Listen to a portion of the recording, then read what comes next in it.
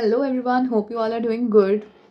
चलिए स्टार्ट करते हैं अपना second half of this chapter, that is reproductive health. और फर्स्ट हाफ आई होप आप लोगों ने देख लिया होगा। एंड चलिए हम लोग स्टार्ट करते हैं with next second half of this chapter. हाँ, तो हम लोगों ने अभी तक पढ़ा जो WHO के हिसाब से जो हमारी रिप्रोडक्टिव हेल्थ होती है वो क्या होती है, उसके बारे में हमने पढ़ लिया। फैमिली प्लानिंग पढ़ लिया था, एमनियोसेंटेसिस पढ़ लिया था हमने, पॉपुलेशन वगैरह के बारे में पढ़ लिया था। ठीक है, इसके बाद में हम लोग हमने मैरिजेबल एजेस के बारे में पढ़ लिया था, उसके पीछे का रीजन था कुछ, वो हमने देख लिया था। ठीक है, आइडल कॉन्ट्रासेप्टिव क्या होता है, टाइप्स ऑफ कॉन्ट्रासेप्टिव हमने देख लिया था। ठीक है, यहाँ तक में। अब हम लोग स्टार्ट करते हैं मेडिकल टर्मिनेशन ऑफ प्रेगनेंसी से, MTP, जिसे हम लोग लोकल लैंग्वेज में अबॉर्शन भी कहते हैं। तो देखो बच्चा लोग, मेडिकल टर्मिनेशन ऑफ प्रेगनेंसी में हमारे पास में पहले तो ये जो है हमारे पास में, इसको हम लोग नॉर्मली इंड्यूस्ड अबॉर्शन भी कहते हैं। ठीक है, लगभग हमारे पास में अगर 5 प्रेगनेंसी होती है ना, तो उसमें से एक प्रेगनेंसी जो होती है वो टर्मिनेट कर दी जाती है। तो पूरे प्रेगनेंसी का लगभग 1/5 पार्ट जो होता है, 1/5 नंबर जो होता है प्रेगनेंसी का, वो पूरे साल में टर्मिनेट होता है। अगर पूरे साल में 100 प्रेगनेंसीज हो रही हैं तो उसमें से 20 प्रेगनेंसी को टर्मिनेट कर दिया जाता है। या तो वो गलती से हो जाती हैं या तो उन्हें जानबूझ करके कराया जाता है। ठीक है, तो nearly 45 to 50 million of MTPs are performed in a year all over the world, जो कि टोटल प्रेगनेंसी का 1/5 नंबर है। तो सोच लो, एक जो दुनिया है हमारी, उसमें एक दिन में कितने बच्चे पैदा होते होंगे, या फिर एक साल में कितने बच्चे पैदा होते होंगे हमारे पास में यहाँ पे। ठीक है, तो ये चीज़ें होती हैं। whether to accept or legalize MTP or not is being debatable upon in many countries due to emotional, ethical, religious and social issue involved in it. तो इसे हम लोग बैन करें या ना करें, इसके ऊपर बहुत सारे देशों में डिबेट चल रहा है।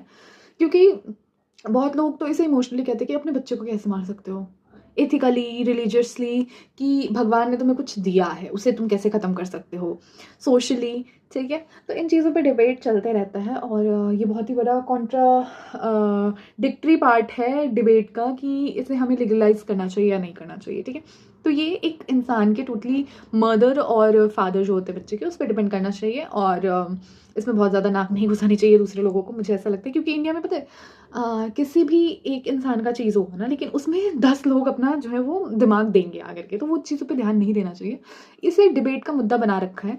बट सच तो ये है कि ये माँ और जो बाप है, अगर वो उस बच्चे का प्रॉपर केयर कर सकते हैं तब उस बच्चे को दुनिया में लाना चाहिए। अदरवाइज अबॉर्शन कराना नॉर्मल होना चाहिए। क्योंकि बहुत सारी प्रॉब्लम्स होती हैं ना, कई बार क्या होता है कि हमें जाके पता चलता है कि फ़ीमेल को फोर्सफुली जो है बच्चा करने के लिए मजबूर किया गया, या फिर रेप के केसेस होते हैं। तो इन सारे केसेस में मुझे लगता है कि प्रेगनेंसी जो टर्मिनेशन जो होना चाहिए वो लीगल होना चाहिए। ठीक है, और बहुत बार ऐसा भी होता है फैमिली कंडीशन ठीक नहीं है, बच्चा नहीं कर सकते हैं अभी, या 2 बच्चे ऑलरेडी हैं, तीसरा नहीं करना चाहते, तो वो सारी चीज़ों में हो सकती है। ठीक है, या गलती से हो गया वाली चीज़ भी होती है। Government of India legalise MTP in 1971 with some strict conditions to avoid its misuse. Illegal female foeticide वगैरह जो होते हैं, लिंग जांच वगैरह जो है वो नहीं करना है फीमेल फोर्टिसाइड को मारने की वजह से, तो नहीं होनी चाहिए। ठीक है, तो MTP वैसे होता है क्यों, मतलब इस MTP लाने का मकसद क्या था? So, to get rid of unwanted pregnancy, either due to casual, unprotected intercourse or failure of the interception during coitus or rape cases में ये सारी चीज़ें होती है। तो MTP are also essential in certain cases where continuation of the pregnancy could be harmful or even fatal either to the mother or to the fetus or both। मतलब कई situation में ऐसा आ सकता है ना, या तो माँ बच सकती है या तो बच्चा बच सकता है। तो ऐसे टाइम पे भाई फीमेल है, वो आगे जाके और बच्चों को जन्म दे सकती है। तो इस केस में हम थोड़ा देखते हैं ये पर्सपेक्टिव कि ठीक है, बच्चा तो एक ही है ना, बट ये अगर फीमेल रही तो आगे जाके और बच्चों को जन्म दे सकती है, तो इट्स लाइक कि ठीक है, माँ को बचाना चाहिए। तो इस तरीके की चीज़ें आ जाती हैं। ठीक है, अब यहाँ पे देखो क्या कहा जाता है कि जो मेडिकल टर्मिनेशन है वो, अगर देखो हमारे प्रेगनेंसी जो है वो 3 ट्राइमेस्टर में डिवाइड होती है। ठीक है, अगर ये फर्स्ट ट्राइमेस्टर मतलब फर्स्ट, सेकेंड और थर्ड मंथ, सेकेंड ट्राइमेस्टर मतलब 4th, 5th और 6th मंथ, और थर्ड ट्राइमेस्टर मतलब 7th, 8th और 9th मंथ। ठीक है, तो फर्स्ट ट्राइमेस्टर में अगर हम लोग मेडिकल टर्मिनेशन कराते हैं तो ये सबसे सेफ टाइम होता है। ठीक है, और इस टाइम पे हमारे पास में जो है वो बहुत ज़्यादा रिस्की नहीं होता है, बहुत इजी और सेफ होता है फर्स्ट ट्राइमेस्टर में। ठीक है, सेकेंड ट्राइमेस्टर में अगर जा रहे हैं हमारे पास में, तो ये मच मोर रिस्की हो जाता है। one disturbing trend observed in that majority of the MTP are performed illegally by unqualified quacks. अच्छा, quacks क्या होते हैं हमारे पास में? quacks हम उनको कहते हैं जो अनप्रोफेशनल या अनक्वालिफाइड जो डॉक्टर होते हैं, झोला छाप बेसिकली, उनको हम लोग quacks कहते हैं, ठीक है, which are not only safe only unsafe but could be fatal too, ठीक है। तो हम लोग का यहाँ पे देखो, यहाँ पे बताया गया है, शायद यहाँ पे बताया गया है, medical termination of pregnancy act के तहत में हमें यहाँ पे बताया जाता है कि अगर हम लोग फर्स्ट वीक में प्रेगनेंसी करा रहे हैं तो हमें एक रजिस्टर्ड मेडिकल प्रैक्टिशनर से, एक डॉक्टर से सिग्नेचर चाहिए होता है सर्टिफिकेट पे। अगर हम लोग सेकेंड ट्राइमेस्टर में करा रहे हैं तो हमें 2 मेडिकल रजिस्टर्ड मेडिकल प्रैक्टिशनर का ओपिनियन चाहिए होता है उसके ऊपर में, ठीक है। और थर्ड ट्राइमेस्टर में तो वो रिस्की होता है, वो तो नहीं ही कराना चाहिए, ठीक है। ये चीज़ हो गया। अनदर डेंजरस ट्रेंड, ये वाली चीज़ तो हो गई, ठीक है। MTP is this is totally against what is legal. If the fetus is found to be female and उसके बाद में MTP होता है तो ये totally illegal होता है, तो ये तो नहीं ही कराना चाहिए, ठीक है। Such practices should be avoided because these are dangerous both for the young mother and the fetus. अगर हम लोग लास्ट ट्राइमेस्टर में करा रहे हैं, जानबूझ के करा रहे हैं कि लड़की है बोल के करा दिया, ठीक है, तो ये बहुत ही गलत चीज़ होती है। Effective counselling on this need to avoid unprotected coitus and the risk factor involved in illegal abortion, as well as providing more health care facilities could reverse the mentioned unhealthy trend. मतलब इसके लिए एक proper counselling होनी चाहिए जिसमें हमें बताएगा कि देखो भाई ये फीमेल फोर्टिसाइड वगैरह नहीं करना चाहिए। इसके बाद में अनप्रोटेक्टेड सेक्स के बारे में बताएगा कि इसमें भी बहुत ज़्यादा रिस्क होता है हेल्थ में, ठीक है। इलीगल अबॉर्शंस वगैरह के बारे में, ये सारी चीज़ें जो हैं वो एक काउंसलिंग में बतानी चाहिए उन्हें, ठीक है। यहाँ तक हमारे पास में हो गया। अब हम लोग आ जाते हैं STIs पे, सेक्सुअली ट्रांसमिटेड इन्फेक्शंस के ऊपर में हम लोग बात कर लेते हैं थोड़ा। देखो पहले तो 2 नाम याद कर लो, ये 2 लिस्ट जो है ये याद कर लेंगे हम सब, क्यूरेबल STIs और अनक्यूरेबल STIs। तो 3 नाम है अनक्यूरेबल में, हेपेटाइटिस B, एड्स और जेनाइटल हर्पीज। ये जो है हमारे पास में ये अनक्यूरेबल है। एक बार हो गया भैया तो आई एम सॉरी, तुम्हें कोई डॉक्टर नहीं बचा पाएगा, ठीक है, ये अनक्यूरेबल है। क्यूरेबल की बात करें, gonorrhoea, syphilis, chlamydiasis, genital warts और ट्राइकोमोनियासिस, ये हमारे पास में जो है ये कुछ 1 2 3 4 5 नाम है, ये क्यूरेबल है, ठीक है। ये अगर हो गया तो तुम्हें एक बार को अगर जल्दी पता चल गया तो बच सकते हो। यही चीज़ इसमें है। जो हमारे पास में एड्स है वो HIV से होता है, और HIV, हेपेटाइटिस, ये सब जो है ये ज़रूरी नहीं है कि सिर्फ और सिर्फ अगर सेक्सुअल इंटरकोर्स हो तभी फैल सकते हैं। ये अगर एक सेम इंजेक्शन यूज़ करता है कोई, गलती से क्या मतलब कोई पागल ही होगा जो एक सिरिंज को एक बार पेशेंट में यूज़ करने के बाद दूसरे पेशेंट में भी यूज़ कर रहा है, तो उससे भी फैल सकता है ये चीज़। सर्जिकल इंस्ट्रूमेंट अगर प्रॉपरली क्लीन नहीं हुआ है, प्रॉपरली स्टेराइल नहीं हुआ है, एक ऑपरेशन का ही दूसरे ऑपरेशन में यूज़ कर रहे हैं, तो उससे भी चीज़ें जो होती हैं वो फैलती हैं, ठीक है। ब्लड ट्रांसफ्यूजन से, मदर से भी फैलते हैं बच्चों में, तो ये सारी चीज़ें होती हैं, ठीक है। अगर ये क्यूरेबल वाला जो है, ये लिस्ट में जो नाम है, ये अगर थोड़ा जल्दी अर्ली स्टेज में पता चल जाए, टाइम पे पता चल जाए, तो इंसान को जो है प्रॉपर ट्रीटमेंट मिल सकता है, ठीक है। all persons are vulnerable to these infections. Their incidence are reported to be very high among people in the age group of 15 to 24.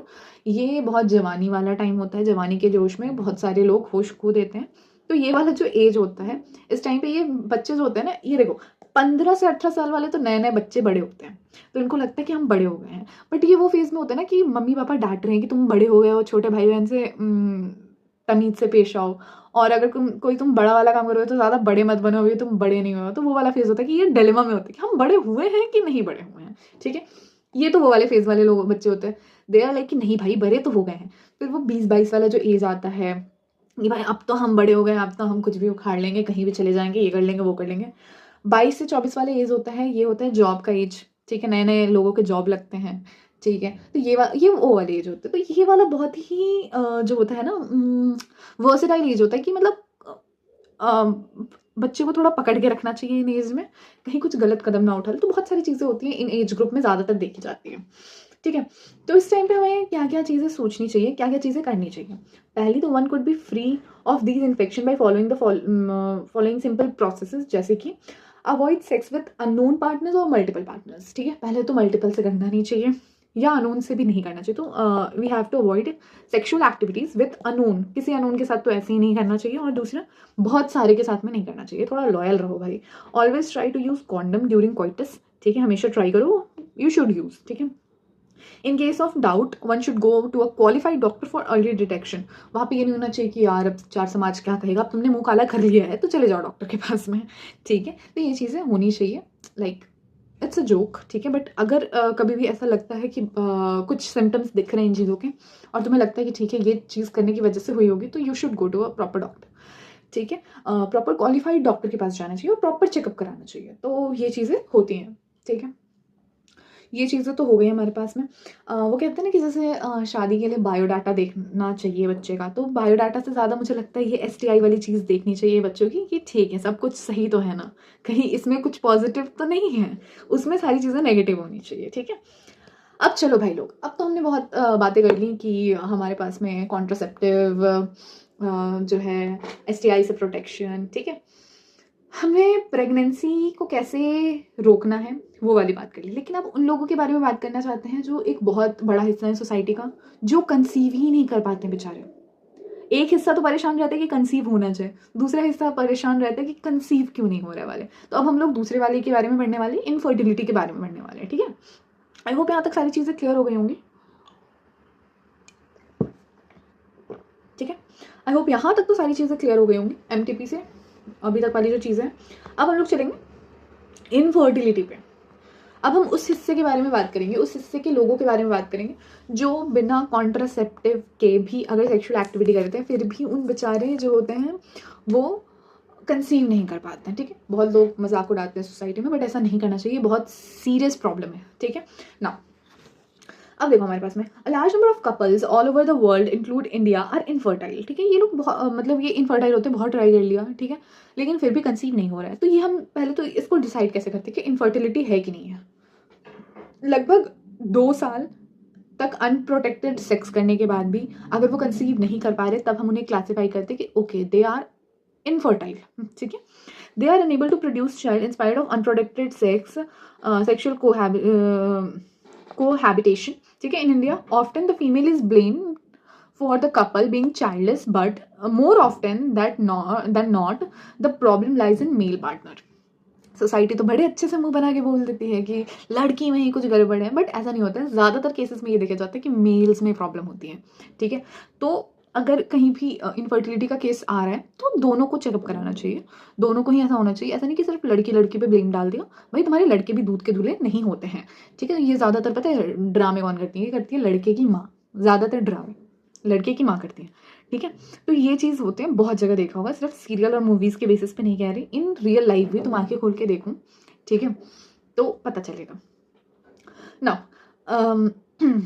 अब हम लोग आगे बात करते हैं। तो इन जो ये बेचारे इनफर्टाइल कपल्स होते हैं, इनके लिए साइंस ने बहुत अच्छी चीज़ स्टार्ट की, दैट इज़ आर्ट, बच्चे बनाने का art. Art is assisted reproductive technologies, ठीक है। इसमें हमारे पास सबसे पहले और सबसे ज़्यादा प्रचार होने वाली in vitro fertilisation, IVF। In vitro fertilisation का मतलब क्या होता है कि जैसा हमारे बॉडी के अंदर जो टेम्परेचर, प्रेशर, इन्वायरमेंट पूरा होता है, उस तरीके का इन्वायरमेंट क्रिएट करके लैब में जो हमारे पास में है, उसमें मेल का स्पर्म और फीमेल के ओवम का फ्यूजन होता है, ठीक है। तो इन विट्रो फर्टिलाइजेशन ये होता है, बॉडी के बाहर, बॉडी जैसे कंडीशन में जो है वो फर्टिलाइजेशन कराना। तो ये अब चलो एक एक करके हम लोग बात करते चलेंगे ना कि कौन सा जो है कौन सा मेथड किस टाइप के कंडीशंस में यूज होता है, ठीक है। तो इन विट्रो फर्टिलाइजेशन किस टाइप के कंडीशंस में यूज होगा?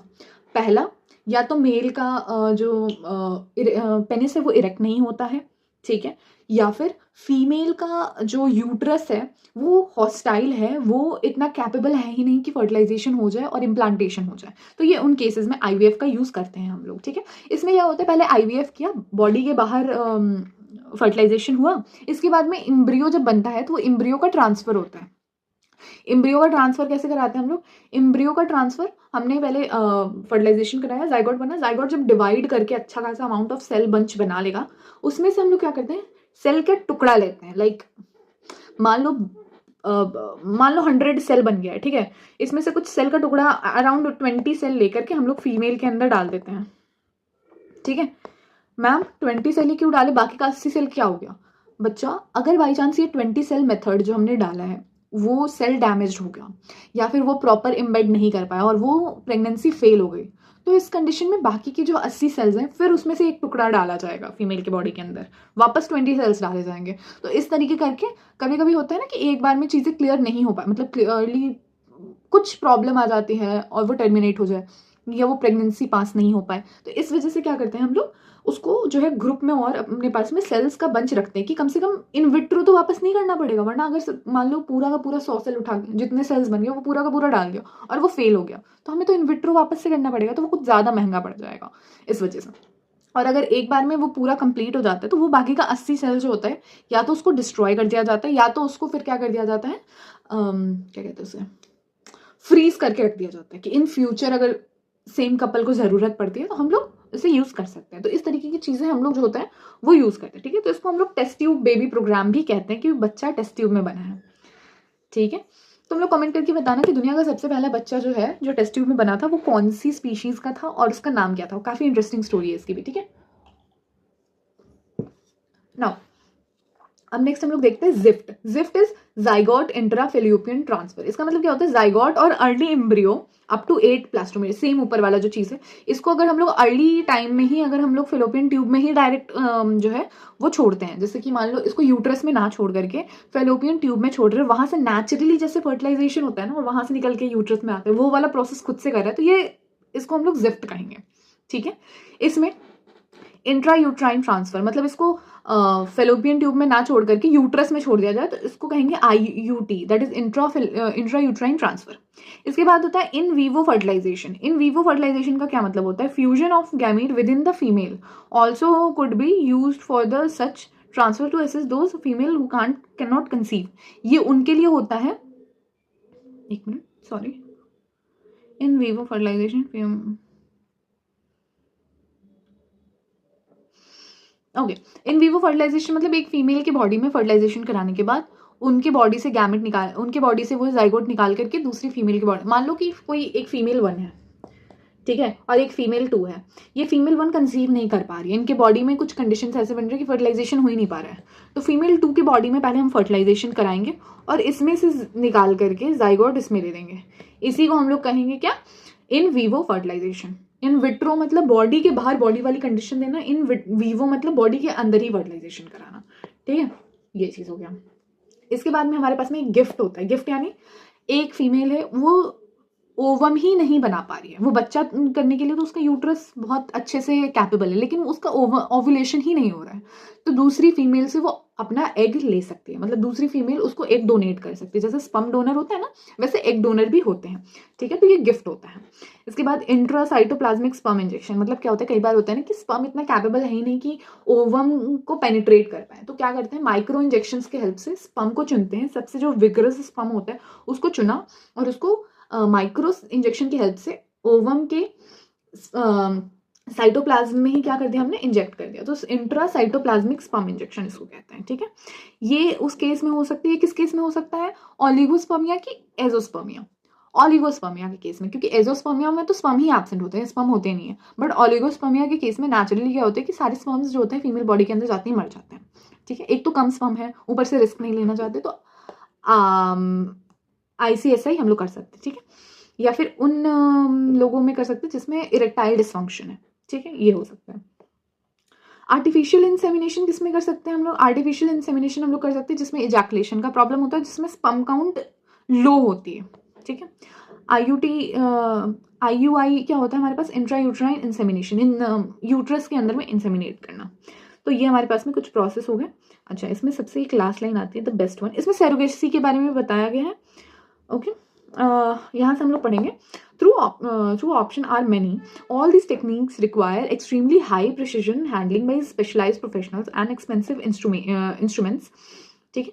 Therefore, these facilities are presently available only in a few centers in our country. Observably, their benefits is affordable to only a limited number of people. मतलब ये काफ़ी costly होता है, तो मतलब बहुत ज़्यादा गरीब लोग भी इसको जो है अफोर्ड नहीं कर पाते हैं, ठीक है।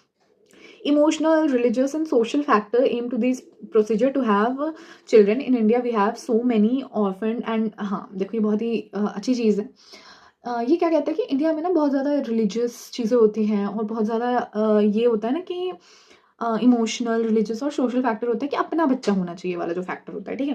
तो इसमें क्या होता है कि लोग एक बहुत बड़ा स्केल जो है ऑर्फन बच्चों का, वो चीज़ जो होता है ना वो नेग्लेक्ट कर देते हैं, ठीक है? जो लोग ऐसा सोचते हैं कि अपना ही बच्चा होना चाहिए, ये आर्ट वाले सिस्टम उनके लिए है, ठीक है? जिनके पास पैसे हैं और जो सोचते हैं कि अपना बच्चा होना चाहिए वाली चीज़ होती है, ठीक है? लेकिन जिनके पास पैसे नहीं होते या फिर जो इन चीज़ों से बहुत ज़्यादा कनेक्ट नहीं है कि ठीक है, ब्लड लाइन जैसी चीज़ नहीं, थोड़ा इमोशनल भी अटैच होना चाहिए, तो उनके लिए एक बहुत ही अच्छा स्केल जो है पूरे इंडिया में ऑर्फन्ड चिल्ड्रंस का, ठीक है? बहुत सारे बच्चे होते हैं वो जो कम उम्र में जिनके मम्मी पापा की डेथ हो जाती है, वो ऑर्फन्ड हो जाते हैं, उनके जो है रिलेटिव में भी कोई नहीं होते हैं या फिर कोई साथ देने वाला नहीं होता, तो ऐसे बच्चों को लीगली अडॉप्शन का भी सिस्टम है और I think this one is the best thing, ठीक है? कि अगर तुम ये चीज़ कर रहे हो तो ये बहुत ही ज़्यादा अच्छी चीज़ है। Our law permits legal adoption and it is as yet one of the best method for looking for parenthood, couples looking for parenthood, तो इट इज़ वेरी गुड, ठीक है? तो with this we are done with the chapter and I hope आपको ये चीज़ clear हो गई होगी।